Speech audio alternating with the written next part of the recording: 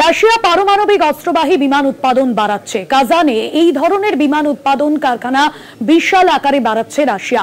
উপগ্রহ চিত্রে পরিষ্কার প্ল্যান্টের উৎপাদন ক্ষমতা বাড়ানো হচ্ছে।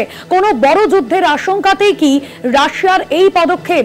এই বিষয় কিন্তু ইতিমধ্যেই প্রশ্ন উঠছে, কারণ পারমাণবিক অস্ত্রবাহী বিমান উৎপাদন বাড়াচ্ছে রাশিয়া।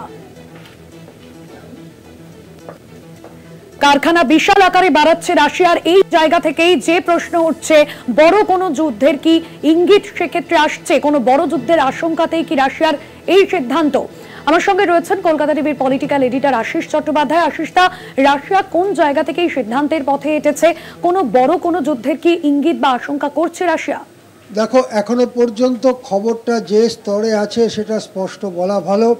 উপগ্রহ চিত্রকে উল্লেখ করে কিছু সংবাদ মাধ্যম, কিছু সূত্র জানাচ্ছে কাজানে তাদের যে বড় মাপের বিমান তৈরির যে ব্যবস্থা আছে, প্ল্যান্ট বলো, কারখানা বলো, যাই বলো, সেই প্ল্যান্টকে তারা বড় আকারে বাড়াচ্ছে এবং তার জন্য ইতিমধ্যেই ছাউনি তৈরি করা হয়েছে এবং যেভাবে বিমান তৈরির জায়গা তৈরি হয় সেইভাবে সেটা বাড়ানো হচ্ছে।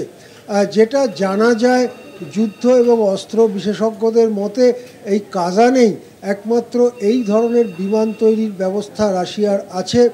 এই বিমানগুলো আকারে খুবই বড় হয়, সেগুলো এক মহাদেশ থেকে অন্য মহাদেশে অস্ত্র বোমা বহন করে নিয়ে যেতে পারে।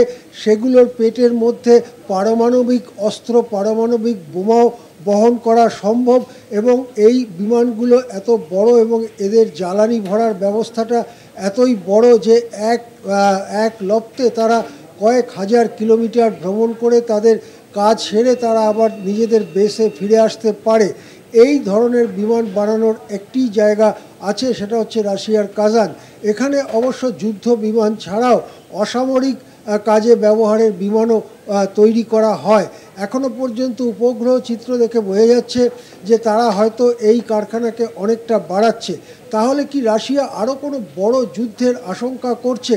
দেখা যাচ্ছে যে ন্যাটো অর্থাৎ আমেরিকার নেতৃত্বে যে যুদ্ধ জোট, নর্থ আটলান্টিক ট্রিটি অর্গানাইজেশন, তারা প্রতিরক্ষা খাতে, যুদ্ধ অস্ত্র এবং সেনাবাহিনী খাতে তাদের খরচ বিপুলভাবে বাড়াচ্ছে, দ্বিগুণেরও বেশি হারে বাড়াচ্ছে এবং তারা ঠিক করেছে যে তাদের জিডিপি অর্থাৎ গ্রস ডোমেস্টিক প্রোডাক্টের 5% অন্ততপক্ষে সামরিক খাতে তারা ব্যয় করবে।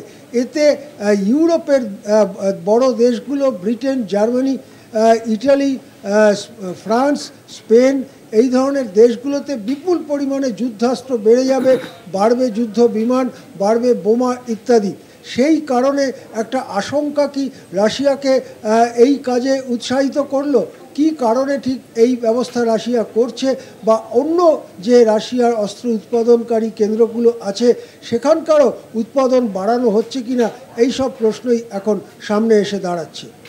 একদমই ধন্যবাদ জানাবো আশিস দা আপনাকে। আমাদের পলিটিক্যাল এডিটর আশিস চট্টোপাধ্যায় ছিলেন নিউজ রুম থেকে।